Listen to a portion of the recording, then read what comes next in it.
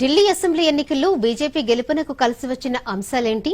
2.5 దశాబ్దాలకు పైగా అధికారం కోసం వేచి చూస్తున్న బీజేపీకి ఈ ఎన్నికలు ఎలా ప్లస్ అయ్యాయి? ఢిల్లీలో విజయం కోసం బీజేపీ అనుసరించిన వ్యూహాలేంటి? వివరాలు చూద్దాం.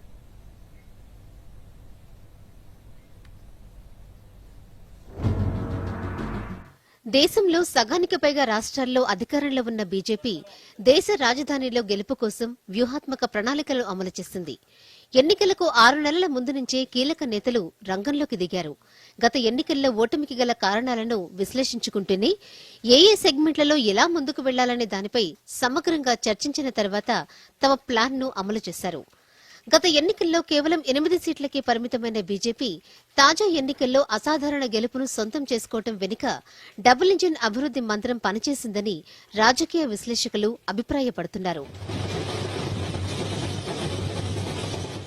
సంక్షేమ కార్యక్రమాల కొనసాగింపు హామీలను పేద మధ్యతరగతి ప్రజలకు మరింతగా విస్తృతం చేస్తామన్న హామీలు బీజేపీకి కలిసి వచ్చింది. పార్టీ కీలక నేతలు పర్వేష్ సాహిబ్ సింగ్ వర్మ, రమేష్ బిధూరి, బన్సూరి స్వరాజ్, స్మృతి ఇరానీ, దుష్యంత్ గౌతమ్ మొదలైన నాయకులంతా పార్టీని ఏకతాటిపైకి తేవడంతో పాటు బీజేపీ అధికారంలోకి వస్తే ప్రజలకు కలిగే ప్రయోజనాలను అర్థమయ్యేలా వివరించారు.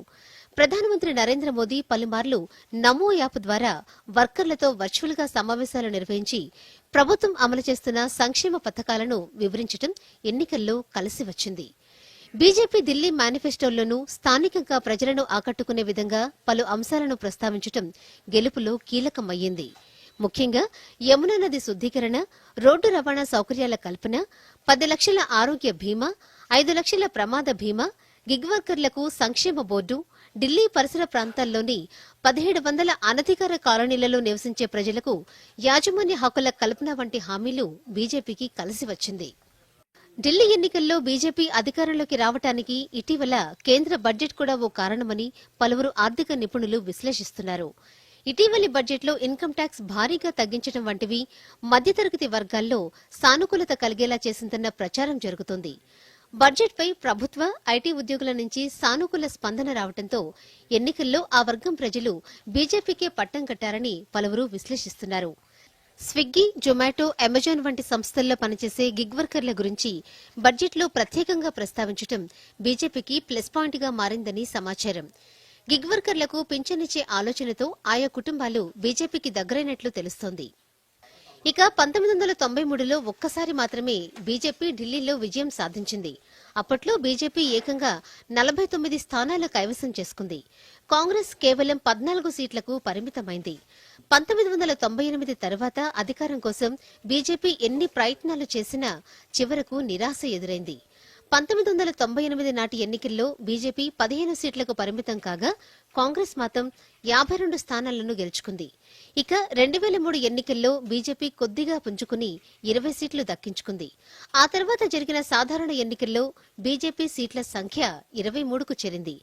2013 నాటికి ఆమ్ ఆద్మీ పార్టీ రంగప్రవేశం చేయడంతో ఢిల్లీలో సీన్ మొత్తం మారిపోయింది. ఆప్ బలపడడంతో బీజేపీకి ప్రధాన రాజకీయ ప్రత్యర్థిగా మారింది. 2013 ఎన్నికల్లో బీజేపీ 31 సీట్లు, ఆప్ 28 సీట్లు గెలుచుకోగా కేజ్రీవాల్ కాంగ్రెస్ తో చేతులు కలిపి సంకీర్ణ ప్రభుత్వం ఏర్పాటు చేశారు. అయితే ఈ పొత్తు 2 ఏళ్లకు మించి కొనసాగలేదు. 2015లో ఆప్ కాంగ్రెస్ కు గుడ్ బై చెప్పి ఒంటరిగా ఎన్నికల్లో దిగి సొంతంగా మెజారిటీ సాధించింది. ఇక నాటి ఎన్నికల్లో బీజేపీ కేవలం 3 సీట్లకే పరిమితమైంది. 2020 ఎన్నికల్లో ఆమ్ ఆద్మీ పార్టీ ఏకంగా 62 సీట్లు గెలుచుకుని అజేయంగా నిలిచింది. ఆ ఎన్నికల్లో బీజేపీ 8 సీట్లతో సరిపెట్టుకోవాల్సి వచ్చింది. Bureau report, Doordarshan news.